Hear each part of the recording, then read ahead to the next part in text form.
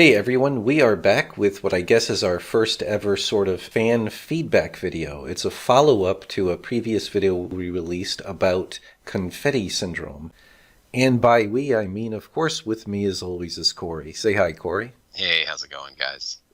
Instead of just responding to very well thought out and very detailed feedback with a giant wall of very complicated text, I needed to put my pixels where my mouth was, so to speak. I figured I'd actually do some repaints of the game we used as an example. And just to really quickly recap what Confetti Syndrome is, that is when everything is rendered with such high contrast that almost every pixel of the screen is screaming for your attention equally. And as the best example, kind of the biggest sin of this particular game, which was Gods for the Amiga and the Atari ST version, looked virtually identical. You can see here, this is when basically you reach the end of a level or something and it does like a score tally. You could see that despite the fact that this font is extremely bright with a black outline and very high contrast, it's still quite difficult and annoying on the eyes to read that text, because every brick, this gold bladder, everything is rendered so sharply and with such high contrast that it just makes it all the harder to read. Some of the feedback alluded to hardware limitations and stuff, which we actually do talk about in the full forensic pixology of the Amiga stuff, which is, I think, episode 4. One of the fans, their comments, was making points that I think we ourselves made in the full-length video. Yes, indeed, we know that the artist had to work under some pretty extreme color limitations. It had to be a 16-color game, and that was because, for the sake of budget, there were two computers back in the day. They had the same main processor, and graphically, they just decided to go with the lowest common denominator, so they had to kind of create a one-size-fits-all color scheme, which is what the bitmap brothers style. They at some point developed this palette in studio, and then there's at least two artists that worked there at the time, one of them being the artist of Gods, who is Mark Coleman, and they just ended up using that palette for years across many games with minor adjustments. And I would say they were achieving a decent level of success back then, so they obviously found something that worked for them in their studio as far as workflow and everything, and so that's what they stuck with, which you know is understandable under time and budget constraints. One of the other risks of a clip video is because things are out of context, that video goes in really hot with me really ranting. We always have our positives and negatives, a mix of feedback for all of those videos, and this just happened to be one that seemed a little more negative. Right. We tend to preface any forensic pixology style video with saying, obviously, when it comes to art, there's a big matter of taste and what style the artists are going for. But there are concrete concepts that are universally true when it comes to how easy is it to see a detail and things like that. Pure communication, right? Levels of contrast that are just good to keep in mind. They are not ironclad rules, and you're not a cock-a-poo-poo head for not following them. But they are great things to keep in mind so that that artist or art director can find what the right balance is, keeping in mind that it's not just about giving it the exact visual style you want from a purely aesthetic basis, but it has to actually work with and help gameplay along. It's all about communicating to the player as well. So basically, even though it could have seemed like I was being very critical of this particular game, of this particular artist, I was just using screenshots from this particular game, Gods, to discuss these kinds of concepts. There was no way for someone to know, especially in that clip video, that actually this artist, Mark Coleman, was one of the ones I respected most back in the day as far as all of the pixel artists to grace the Amiga. He did some of the stuff that I liked the most. The two big ones being Gods was one of them, but also one of my favorites for sure is Xenon 2 overall, but especially this shopkeeper, Alien, was so charming, so well done, nicely animated. It blinks. It's really cool when you enter the shop. He's listening to music, and he kind of turns off his music. Really nicely done. So what I did is I just took this screen grab. So this is the game as it actually looked back in the day. Of course, back in the day, most people were watching it on a blurry CRT monitor or TV. So you could never see the individual pixels this clearly back in the day, which was one of the things I talked about. It's interesting that they decided upon a palette and an art style that had pretty much only two very smooth gradients to work with, a warm range and a gray cool range. The nice thing about it, it allows you to do a lot of subtle shading within those two ranges. You could see, and this is a trap that a lot of pixel artists can fall into, which is if they only have so many shades to use and they're really passionate about making every one thing as cool as they can get carried away, and in any one thing, even if it's something that should not be shouting for your attention like a brick, they go through every color in the range within that one thing. So if you've got the brightest highlight color and the darkest color, the black outline, in almost everything has that range. Here you've got a ladder that simply functions as a ladder, but it's rendered with that incredibly bright contrast. And it's the same thing with these columns. They're so high contrast and so bright, it almost feels like they would function as walls. Yeah, the columns are probably the thing that bug me the most as far as background elements. You know, they feel the shine on this one side is so bright, it almost feels too shiny for what it is, you know, the material and everything. So, yeah. So, speaking of all that, I just grabbed this playable character here, because that's the most important thing. How quickly and readily can the player at a glance see their character sprite in the environment and know what the character's doing? So, and you can see here, certainly the skin tones hold up very well and show up nicely against this dark gray, but his helmet and especially his chest and his boots are really disappearing. And then it's way worse here, where again, these bricks, at least in these bricks, they left the lightest highlights out so that these brighter highlights in the helmet help it pop out a bit off of these bricks. But no such luck here, where you're using the same exact colors and the same exact range of brightness and darkness in simple background bricks that should not be demanding your attention, and they're drowning out the head and the chest and the boots. Some people will mention that, you know, these games move around and you'll see what's a character and not when it's in motion. Well, that's true. Right. And the other thing is, when something is moving, you know there's something there and that's moving from your peripheral vision. Right. But that doesn't help you tell what it is if there's confetti syndrome going on, unless you actually look at it directly, which means you're no longer looking at the whole screen. Right. Whereas if you reduce confetti syndrome, suddenly you could see the silhouettes really well of everything, whether they're moving or not, and you can see even in your peripheral vision what's going on.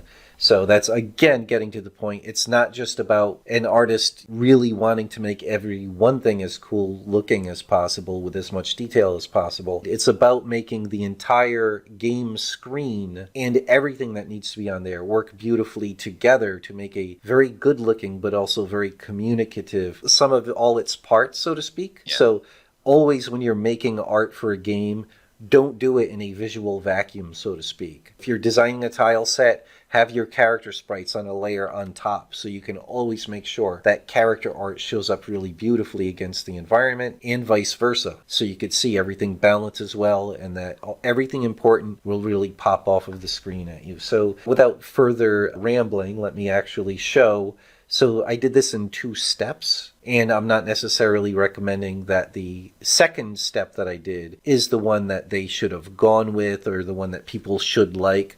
The other issue with this, as the 2 main people, the fans that commented, they said that they have a lot of nostalgia for this game. So they understood our point about Confetti Syndrome, but didn't feel like this particular game was at all making that mistake of falling into Confetti Syndrome. So here we go. Let's actually show. So the first edit I did was simply using the same exact palette, not changing the palette at all, and just reducing the contrast of the lesser important things. So you could see if I switch back and forth, all I did was get rid of most of the pitch black from these bricks here and the brightest highlight. Oh no, I left the brighter highlight. So it was mostly just getting rid of that really pitch black. And as you could see, that did 2 things. It made that wall back there more cohesively a wall instead of what will hopefully be another excerpt video someday soon, brickitis, as Corey calls right. it. Yes. Like right now, every brick is screaming, I'm a brick. It's not like they're comfortable being a wall together. It's like, look at me, I'm a brick and I'm a brick. Whereas all you have to do is reduce the contrast of any one brick, and they blend together better into a cohesive wall. And that, of course, look at the difference between how much that character's helmet and chest and boots pop off of that wall now. So Yep. now you don't need movement. You're already getting in very good shape for having your game look cleaner, and even at a glance knowing exactly where your character is, where their head is, and what they're doing. You could read the silhouette much, much better. I did also further brighten the highlights on the rim light of the helmet and the highlight there to further help pop that character. But even without doing that, just that first step of knocking out that pitch black in those bricks there. And of course I kept it in the shadow, which made the shadow pop even more, which allows there to be more of a sense of dimension separating this wall segment from this wall. Yeah, and what you did in this first step is a perfect example of no matter how much you love a piece of art you've made or how much detail you poured in, it's always important to be willing to make the tweaks necessary to take it an extra step. Like you that said, final when you put polish. it together. Yeah. Like you have to be willing to let some of those things go sometimes for the enhancement of the whole experience. And I think this is great because you did use the same palette. If they were forced to use the same palette and couldn't change it for whatever reason, this is where you could have taken it if you had the time or budget. That being said, if someone had the knowledge ahead of time of Confetti Syndrome and how to avoid it, they would not need such luxuries. They would automatically be making these decisions while they're making the tile sets in the first place. Let's look at that ladder again. So it didn't take much. I just took down that super bright contrast, and now that ladder still very easily reads as a ladder, but it's not shouting at you. And if the character, you'll also notice I brightened the overall skin tone. I used more of the whitest highlight in the character's skin tone to help further separate the character's skin from the brownish stone that he can sometimes go in front of. And that's also really going to make a big difference and help him pop even if he goes in front of that ladder. So if I really roughly grab him here and put it in front of the ladder, you see that really still pops. Even though it's using the same exact color indices minus the yellow, it feels like a separate color range. So those are the big things. The other giant thing I did environment-wise is the columns. I knocked out that super bright white highlight everywhere, and I also cast a natural curved-bottomed, I can't think of the word now, shadow, to help push that column back into the distance enough. It doesn't feel like it's really far away, but you could see the massive difference of how vivid that is and how sharp that contrast is and how there's no feeling of dimension to this architecture as far as where does this roof end, how much further does it protrude than the column. It feels like the top of this column protrudes to the player closer than this does, which is the opposite of what should be happening. It's definitely so high contrast that it kind of feels like glass or something. Someone rubbed baby oil on it right before the photo shoot. The other much more minor thing is this is obviously supposed to be terracotta roofing shingles, and that was a warm reddish brown color, and they had that in their palette, and presumably that's an area where the player can never overlap, so why not make that the actual colors that it's going to be? And if there was a concern of the player ever overlapping, we could definitely knock down those highlights even more to push that back. I'm not going to do it everywhere, but you get the idea, to make it as low contrast as you want to and not pop out too much. But it just helps balance the other areas of the environment where you have the more reddish brown things. And it just mixes things up. If you've got a fairly limited palette, you might as well get as much mileage as you can out of it and not have too much of everything look the same. And you don't necessarily have to remove any detail or the feeling of any detail or texture. It's just a level of contrast. In fact, if you look at this, I could very well have made this more grainy by adding more dithery kind of texture within the now slightly reduced, just by removing that black shading. So if you feel like, oh, it lost a little something, it got a little too smoothed out from the deconfettiing process, that was more of a result of just how quickly I repainted and a quick stylistic choice than a limitation to what we're talking about. It's about controlling your level of contrast, not necessarily your level of detail. A great example is the beautiful environment and character work that Corey has been doing for our game project Damon Claw, where that's being done to Mega Drive standards. So you have 64 color indices to spread around. Some of them have to be reserved for transparency, but you still have a lot of colors to go around. And Corey made beautifully detailed environments, but with his careful control of use of color and contrast, despite the environments being incredibly lush and detailed, they're still not suffering from Confetti Syndrome at all. You could see all of the characters beautifully off of the environment at all times, except for when we don't want you to see them well, like the gargoyles in the cave that hide up there on the ceiling. The color is the key to making that work. The color and the values going on there. Yeah. Exactly. And then one last look back here at the railings, which are so high contrast.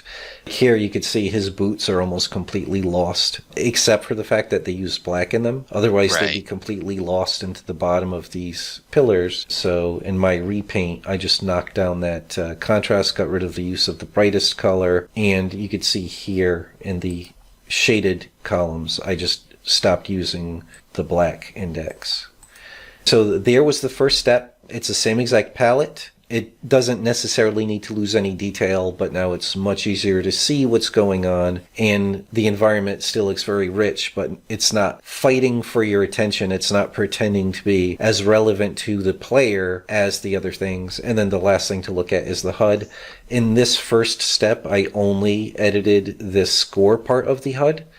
But you could see the change. If your entire environment art is going to be this vivid and this kind of gritty textured, it's a very good idea to go in the opposite direction with the HUD.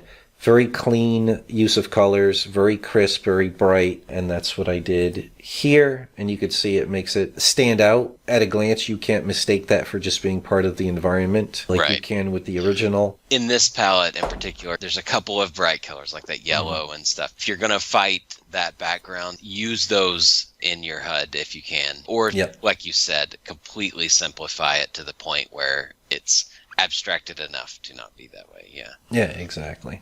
So the final step was in the original video, and therefore in the excerpt, we talk about the idea of, especially back then when everyone was on CRT TVs and monitors, there was no real need to have gradients so smooth, which meant if they took out one or two shades from those two giant gradients, they would have had enough color indices left over to have other color families in the game. And as we pointed out before, they do have this one green color that they can use in key areas to add a little bit of extra something in life, like hinting at some vines or moss here and making this a little green. This doesn't count, by the way, down there. This is a separate screen on the Amiga. You can actually use the coprocessor to designate vertical areas to use their entire own color palette or to change the value. That's how they made this gradient back here. The game thinks that's one color, and it's using the coprocessor every scan line. It can change what that color is displaying on the screen. And that also feels a little like a Band-Aid to add a little more color on screen when they otherwise weren't doing too much of it. It can be done to very nice effect. It's a shame to me. Like, it's certainly not the worst example on the Amiga, but because it was a trick they could use, and back then it seemed like the attitude was, make it hyper obvious we're getting more colors on screen. So, like, shoot radioactive rainbows into people's corneas. You can do it very tastefully. Some Amiga games did beautiful, subtle, natural-looking sky gradients and stuff back there and used it really well. And a beloved game on the Amiga called Lionheart used the coprocessor to change nearly the entire freaking palette, almost every scan line, to create a sense of lushness and subtlety in shading. So the artist didn't have super careful control to put all those colors anywhere they wanted it, but the overall effect of this kind of almost an overlay of shifting the values and the hues made it feel really lush. So that was a much more tasteful use, and probably one of the most extreme examples, simultaneously of subtlety in a sense, but also, man, were they taxing that copper to make all those changes to all those color indices up and down the screen. But anyway, so to make that point, again, I have to put my pixels where my mouth is. I spent quite a while slowly, and that's the trick. Because of nostalgia, I can't change so far outside the style of the screenshot, because anyone that grew up loving gods and how it looked, the further away I went. Like I said, even here I'm worried that people are going to say, yes, but it's less like gods now, so I don't like it as much, even if they might hopefully agree that the characters stand out better, and it might look like a little bit more like a modern game or heading towards Super Nintendo, you know what I mean? Like, as far as cleanness and readability, still, it's moving a little bit away because it's missing some of that super high contrast and kind of graininess to it. But again, like I said, if you do every brick with that kind of texturing in mind, you can get that back and keep the visibility. But the real challenge was, how do you change the palette of a game that is based entirely on only having two super smooth gradients? It took a lot of time to keep it looking mostly like gods, but really getting the point across that you don't need as smooth gradients, and you can add in whole other color families.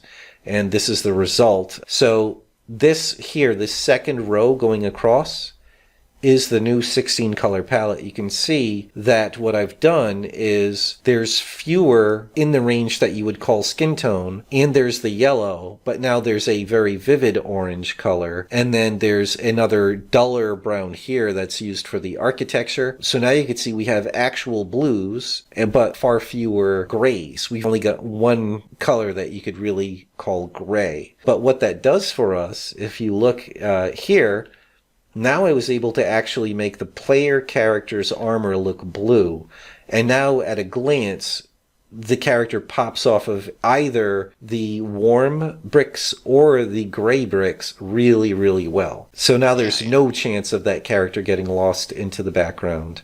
Even though, as one of the trade-offs, I had to blue up the grays in the bricks a bit. And that's because, if you look, there's only one new really blue color added to the palette. And then the other colors are just the gray palette being blued up a bit more to kind of meet it halfway.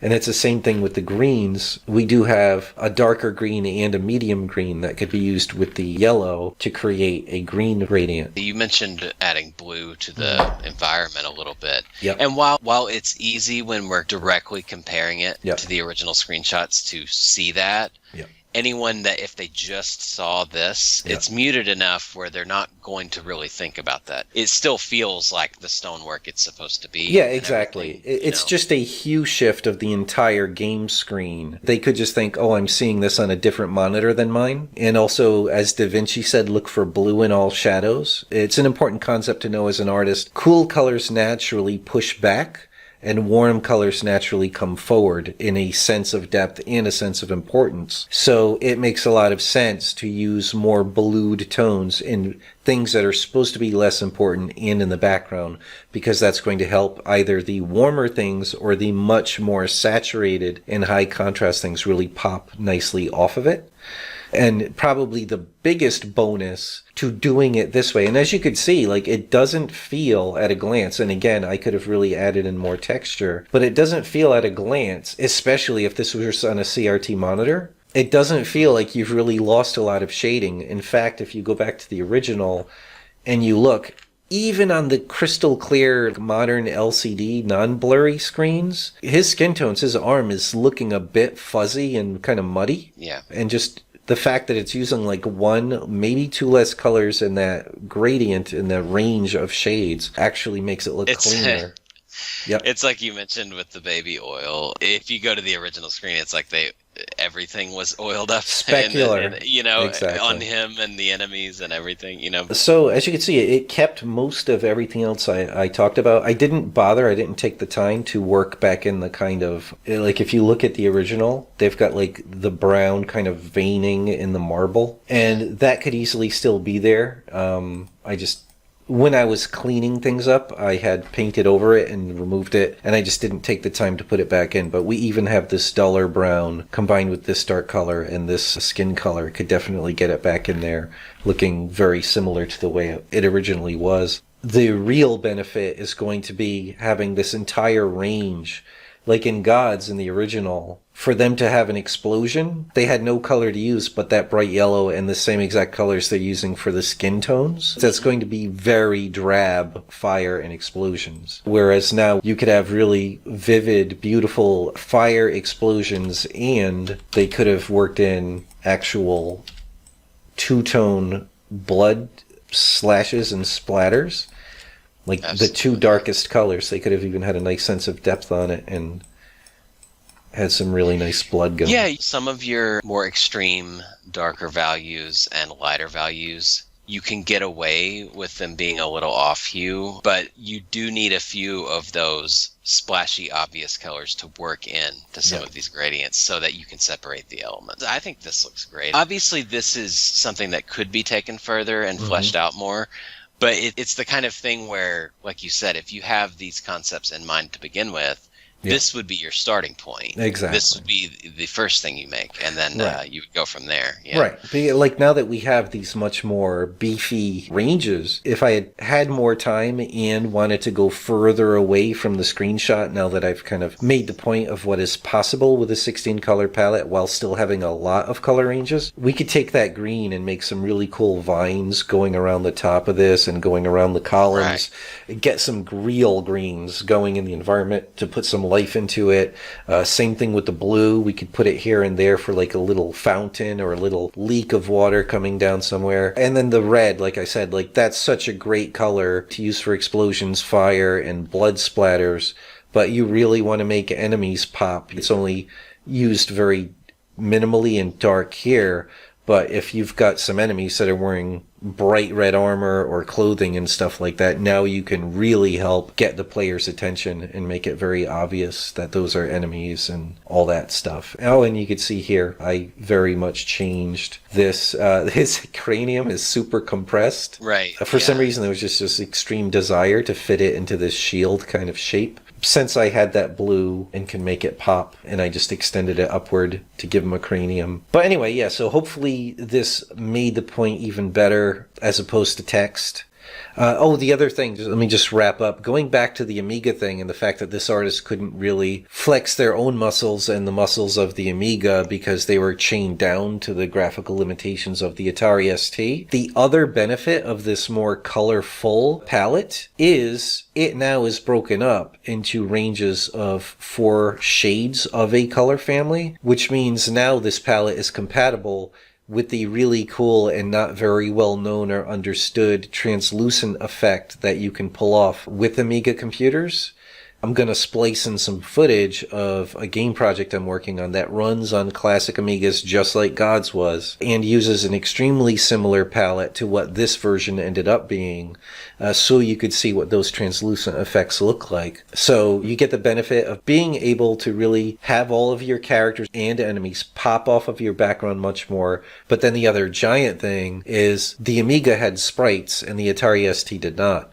And while compared to a Sega Mega Drive, the Amiga sprites were weak, they figured out an amazing trick on classic Amigas where you could, using that coprocessor again, the same one that changed the colors per scanline for that gradient, you could trick the sprites. Like, the Amiga thinks it can only display 8 16-pixel wide sprites horizontally, but with the coprocessor, you could repeat the same sprite over and over again across the screen, and you could do that with a pattern that's, say, 32 or 64 or 16 pixels wide.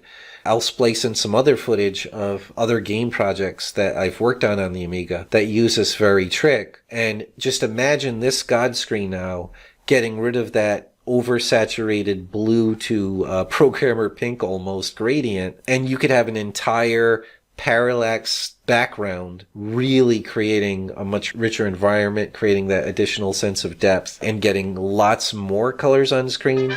There we go.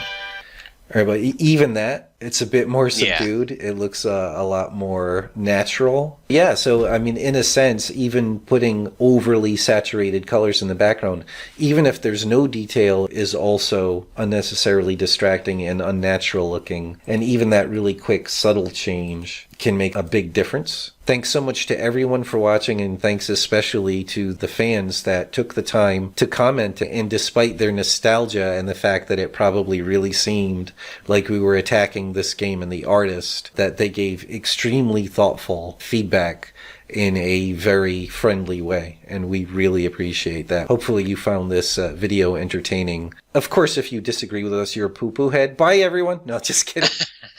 Thanks very much for watching. We really appreciate it, and we'll end the video there for now. If you enjoy our content and want to keep up to date on our games, please leave a like and subscribe. Also, if you want to support our projects, consider becoming a patron. The link's in the description, and we'll see you soon.